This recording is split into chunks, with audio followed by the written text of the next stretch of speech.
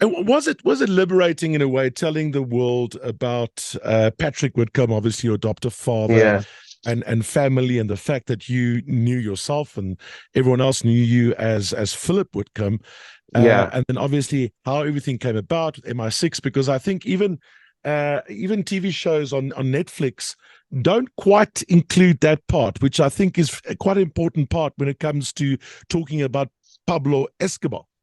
Yeah, because you see, it's political. Mm. Unfortunately, most of these big shows are hosted and streamed by American TV companies, or that sort of thing. So, for example, Netflix, where Narcos was shown, is just basically an American production. And so, of course, when you get an American movie or anything, it's we got Escobar, right? I mean, who the hell is this? So they have to do this, you see, because they're blowing their own trumpets. Most American movies, you see, they've got inner city scenes of American cities. They don't promote South African cities or So anything like that. They yeah. so they use the cinema as a way of promoting the country. That's why we've all got to know America so well in our own minds. We think we have because we've seen it in the movies all the time. But the reality, of course, is that in Narcos, it starts with him. He's in his middle 20s and he's threatening some police guys on the bridge, and it's like it's assumed naturally that there's this drug dealer. Mm, mm, But that's bullshit. We all started somewhere, and this guy was just a street thug in a gang. How the hell does he become the world's biggest drug lord? And of course, they don't tell that story because it doesn't promote America in a good light. It doesn't promote the Secret Service in a good light in a way because they made him who he was. They did it with Saddam Hussein. They've done it with lots of people. And then when these guys get too big for their boots, they have to send the tanks in and take them out. Man, I tell you what, and that is why a book like yours is so important. I mean, you're telling your story, but you're Yeah, also telling the story correct. of how it happened, what actually happened. I mean, Yeah, your father was a man who changed the course of history, he did. Yeah, uh, I tell you and why. history Can needs I to be told interrupt you? The quickly. reason the reason why he changed the course of history isn't because of the drug business itself. It's because um, the drug business went from getting some coca leaf and chewing it and then doing that. He changed the business. He changed it from me selling you some cocaine to me getting other people to sell cocaine. He Mm, franchised the business. And when you franchise a business, it goes worldwide as McDonald's or whatever you want to do it. Any kind of industry, if it's franchised, you're then setting up operations in different parts of the world, which are run by other people. And this is why you get these big gangs in mm, your country and in all the countries around the world because they've got their zone to protect. So that's how he changed the world because he didn't do it himself because he didn't have the brains to do it. He's not a brainy kid. He got help. And that's what my book's about, to tell people that the drugs trade that we know of today, or is much bigger than it was then, it started out with Secret Service meddling in an operation in Colombia, which created this monster, which they had to get rid of in the end.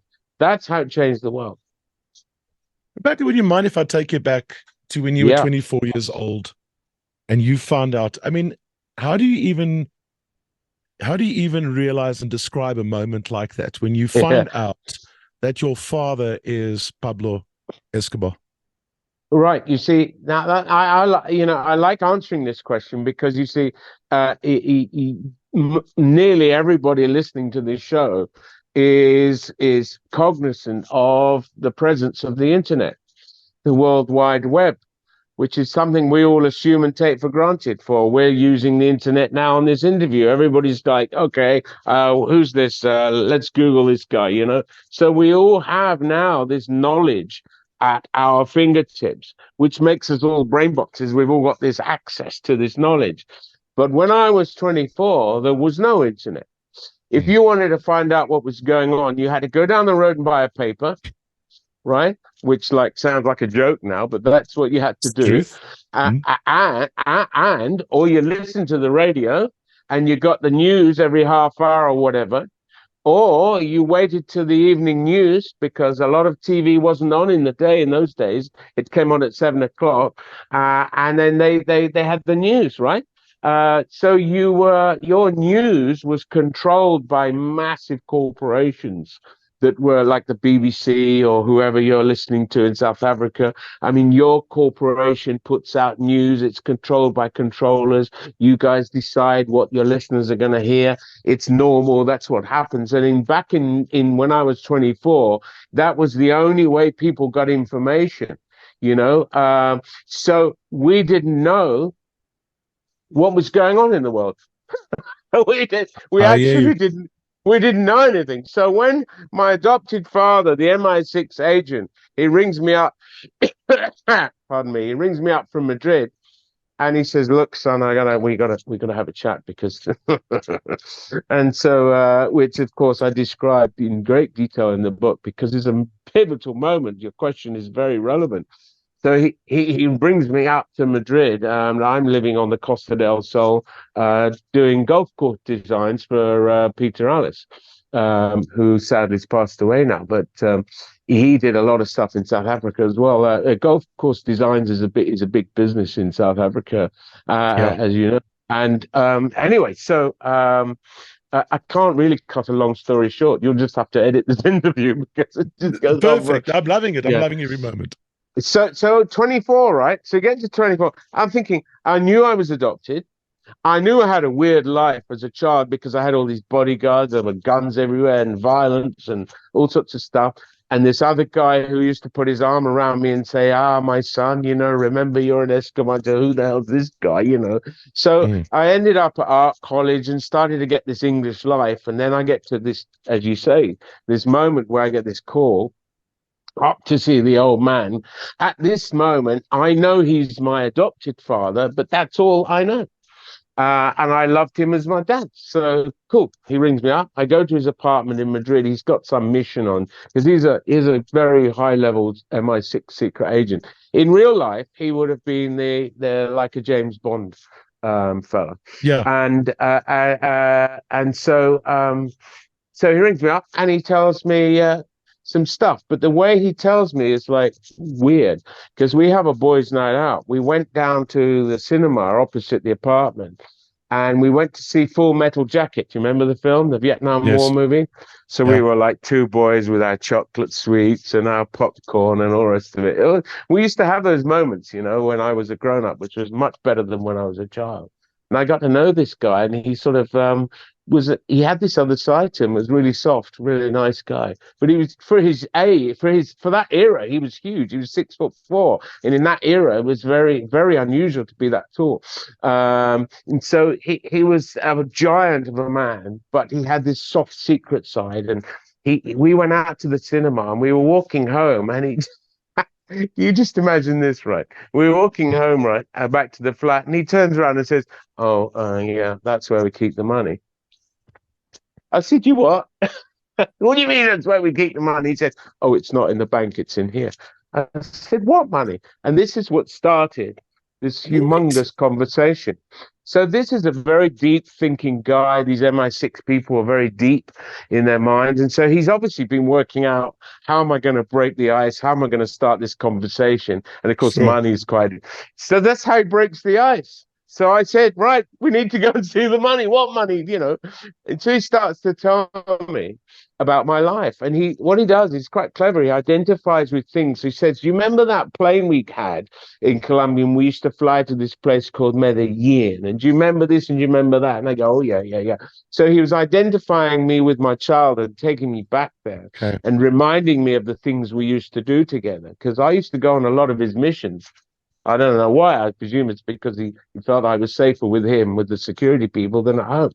But he used to, and we just went to this basement, and he showed me this pile of money, and it literally was millions. in sacks. And then he said, "You remember the sacks they used to get from these people in Medellin, and we used to put them on the plane and all that." And so he reminded me of all this stuff. And I'm going, "Oh yeah, I remember that. I took some photos, didn't I? Yeah, blah blah blah." He said, "Yeah, yeah, you did take some photos." Because I had this little camera and I used to take photos of everything, and I got all these pictures of all these people doing these illegal things. Unreal. Real stuff Unreal. in the 70s, like drug dealers and stuff. So, wow, that's pretty cool. And so he starts to tell me this stuff, which he identifies with my childhood to kind of make it real. And then he says, "Well, you know the guy in Medellin, the guy that said he was he was your father." I went, "Oh, okay." Because now I'm an adult, I know what adoption means. So I thought, okay, so he's my father. It's still so what? Like, so what? He said, "Well, the thing is, he's got to go to a prison, but it's not an ordinary prison. It's his prison, which he's built for himself. He's done a deal with the government, and he's built himself a prison, and he's going to go and live there, and he's not got a lot of control. You have a half brother and you have a half sister, and their mother, who he's married to, have had to run off to Germany, but Germany won't have them. So now they've got to go back to the Intercontinental Hotel, which is where you used to live when we took you from the orphanage, you remember?" And I said, "Yeah, yeah, yeah." "Well, that's an MI6 British security. It's owned by it used to be owned by the Colombian government, that hotel. It's now the Intercontinental, which you can go and stay in Bogota. But there are a couple of apartments at the top, which are owned by the Secret Service. And that's where you go if you need to Oh, be safe, like a safe house." So they went there, which is the same apartment we were at the time. And that's where he gets the phone calls from our father. And that's where he gets tracked and they find him and all that stuff. But it is in that pivotal moment where although he's still alive and he's in this prison, and it's not really a prison, it's basically a lap dancing club, private lap dancing club for him and his mates. And if, he's in a situation where he can't properly control what's going on, and the cartel's falling to pieces. All the rats are running off the ship, and he said, "We're going to have to, because he's your father, you naturally had protection, but now you haven't. So I'm going to have to put special forces security at your house. So when you go down to Soto Grande, where I used to live, you better phone your wife tonight and tell her that there's going to be some armed guards at your house." Now, to me, armed security is like nothing because I grew up with it all. It's fine. sure. But to my wife, who was, born in Oxfordshire in Same. England, was like, Yeah. "What the fuck's this all about?" But she did know that I was Colombian and that I had a weird childhood, but of course I couldn't tell her everything because I didn't know myself. But now it all starts to come together, and I've got these photographs of my children playing with armed guards in the garden in Soto Grande, and it's all like quite weird. When the book came out, someone got in touch with me to say, "I remember you used to teach me art classes at our house in Soto Grande." And I remember one day you came and you had all these like guys with dark glasses and, looking Yeah. around like this. Like, what happened? What's going on? So then she said, "Now I've read the book, I understand what's going on." So that's the pivotal moment, which leads to a 3 to 3.5 year conversation, wasn't in one go, where we start to get to know each other better. And he's decided to tell me stuff. So there's the Sure. answer. It was pivotal, but it means a lot more to you guys today because you guys have all this knowledge. Of We course. didn't No, have that no. knowledge. So to me, it kind of didn't mean as much as you might think. But even I mean, basically, what happened is it changed your life in that moment, but also your siblings, your half siblings, because Yeah. now they obviously also found out that there is an elder brother. No, Are you no, they guys? didn't. No, they didn't know there was an elder brother then. No, no, no, no, uh, no, no, When did no. they find out? Well, they found out when I published the book. Oh, and how did they take that? Do you speak Very, to them? very badly. Oh, I mean, look. Let's. I know that people like to talk about this more than but this isn't that important. But I'll cover the subject for you. You've got to imagine that this kid grows up being the son of this drug lord, and he gets a lot of attention, and he feels that there's a situation where he's the one, and it kind of like, although at that time it was dangerous. It's settled down, and he's sort of got this sort of slight celebrity lifestyle. And well, he's an architect. He lives in Argentina. But then I come along, and this turns out that this is his eldest son. And there is another half sibling as well that I'm talking to. So there's at least three of us. But you've got to remember, our father, right, had women all over the place. So mm, that he says that there was no way he would have any other children, or that's bullshit. And he would have had loads of illegitimate children all over the place. It's normal behavior for someone like him, out of control with all the power in the world, of course. Unfortunately, he had a penchant for young girls, which I don't know what that makes you. You yeah, I would have thought is sort of, I don't know what was he a pedophile? I don't know. He liked young girls. His wife was, I think, 12 or 13 when they got together. Even in her book, she writes about how he raped her when she was 12 or something. Um, mm, mm. my mother was 13, Maria. So, that's not good, is it? I mean, it's not right. I mean, it's just wrong. But anyway, so he would have had lots of children, and I'm personally in touch with three other children. Three of them. Mm. Yeah, but one of them talks to me more than the others. Okay. Yeah, so Juan Pablo slags me off all around the world, says I'm a liar or stuff. I honestly don't care. I couldn't give a shit. I've written my book.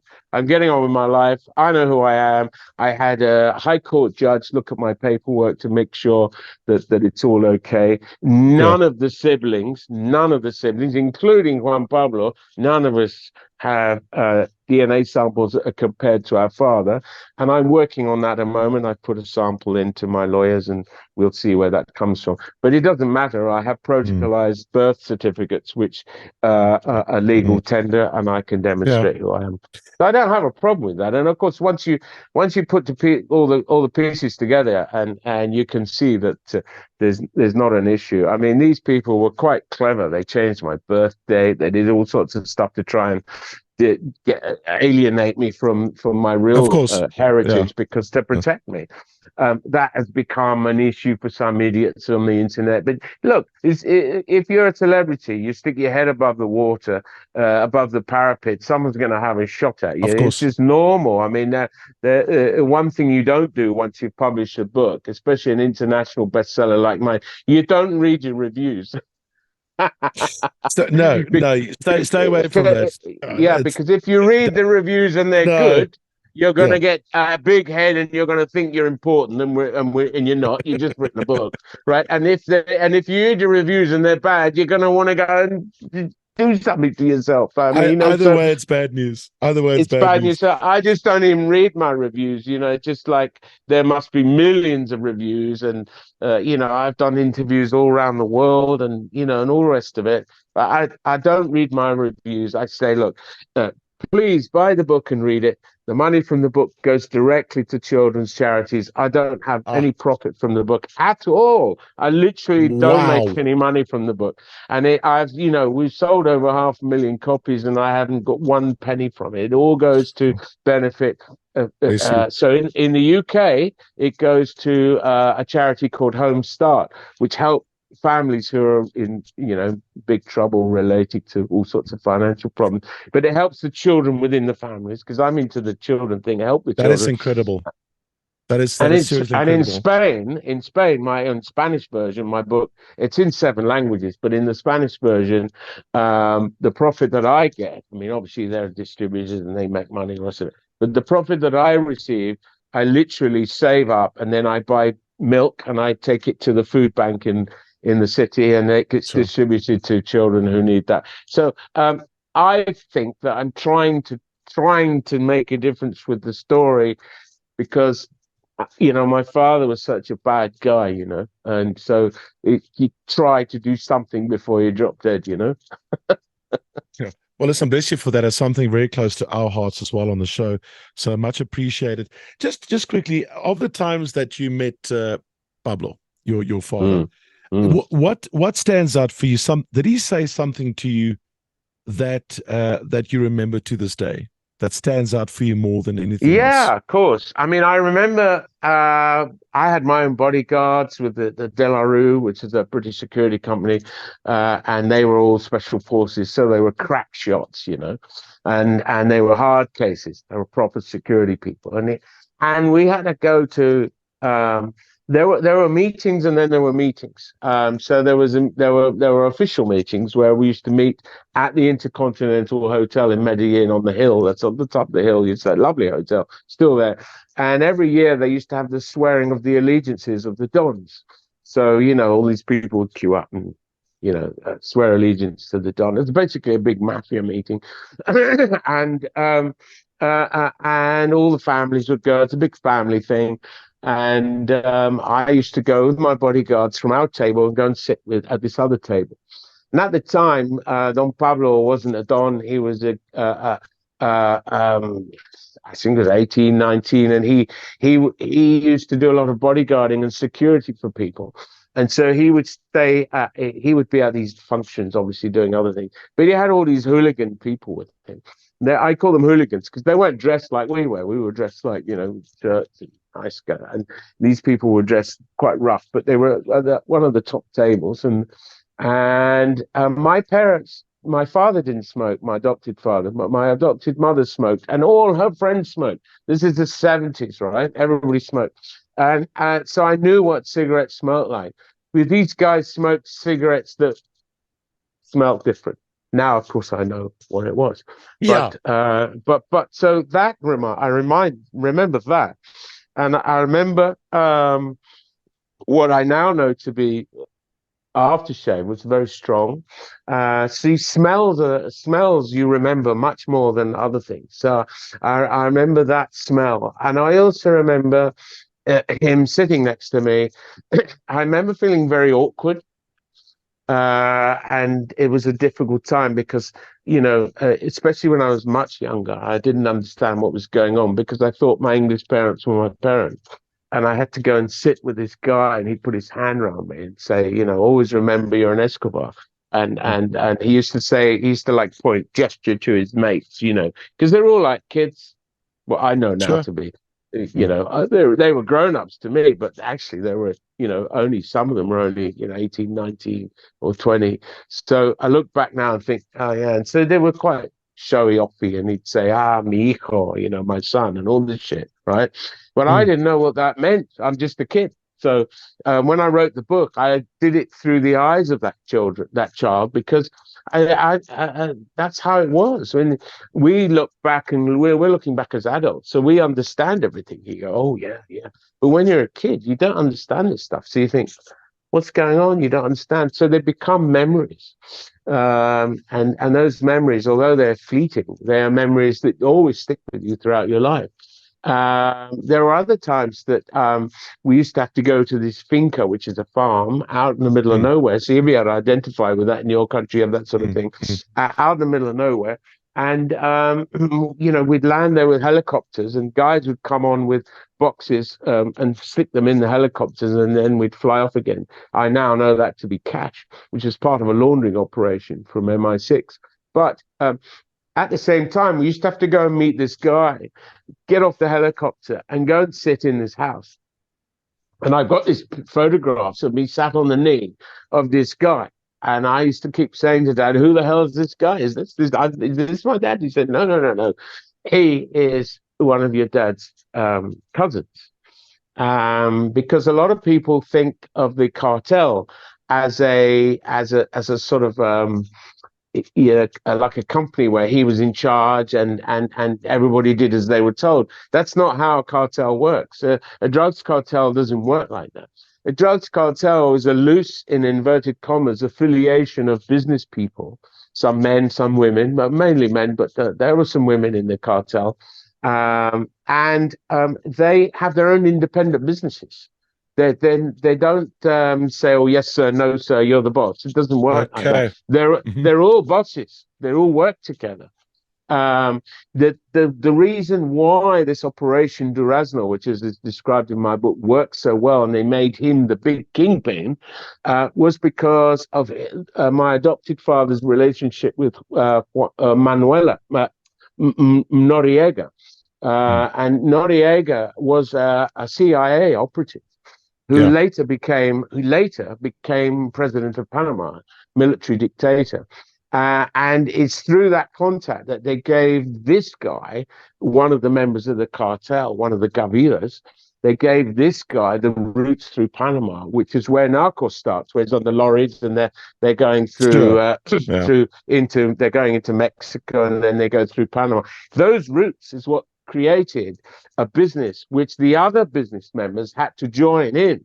So that's how he became a sort of boss, because he had more products being sold in the American market than the others. So they had to kind of join in because that was the best route.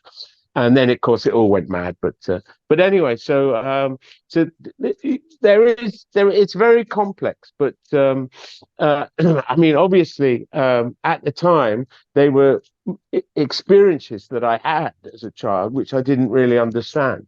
Yeah, but I remember the smell of cologne. I remember the awkwardness of this person who said he was my father, and I didn't know who he was. That sort of stuff.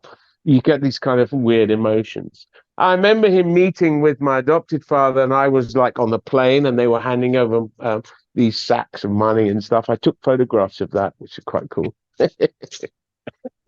Oh, very cool. Yeah. Don't you? I mean, being an Escobar, though, isn't it dangerous?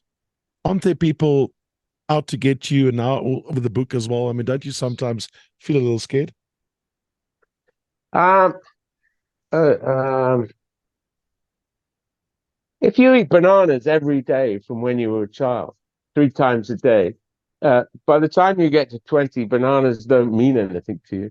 Because you Um, grew up with guns around you grew up with, oh, you not just your grow up adopted with it father, all. MI6. It's nothing. It's not Yeah. like, So you so know, I if get it. MI6 officers came to your house, to you, you'd be like, shit, I would. this is a, I to I me, would it's shit like, myself. well, Yeah, I just invite them in, have a cup of tea, and let's have a chat.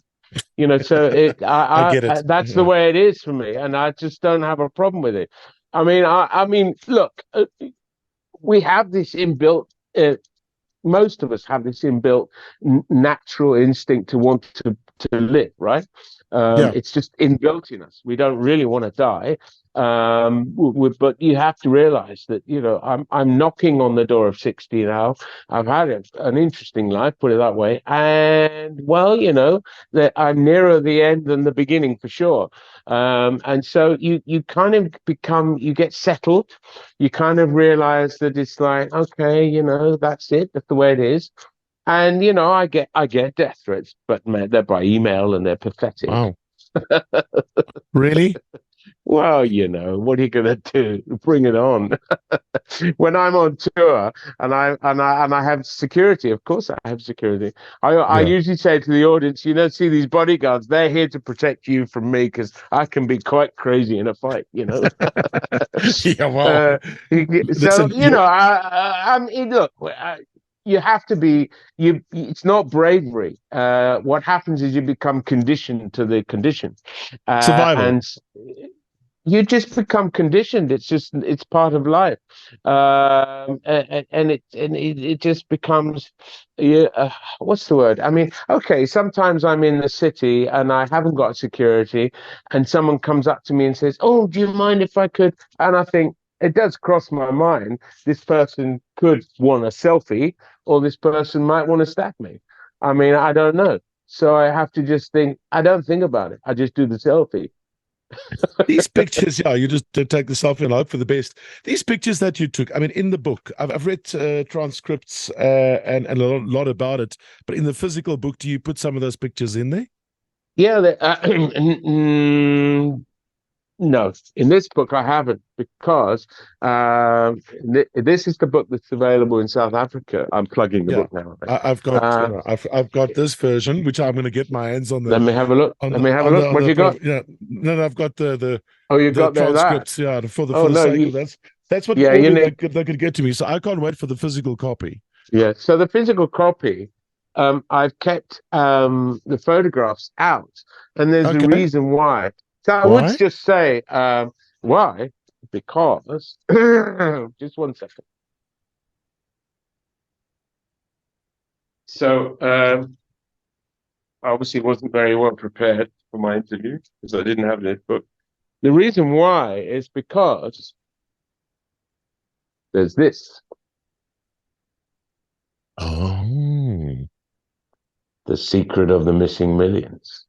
Right. yes, So that's so this book talks about my life as a child. This book talks about the secret operation with MI6 and the CIA and all the rest of it.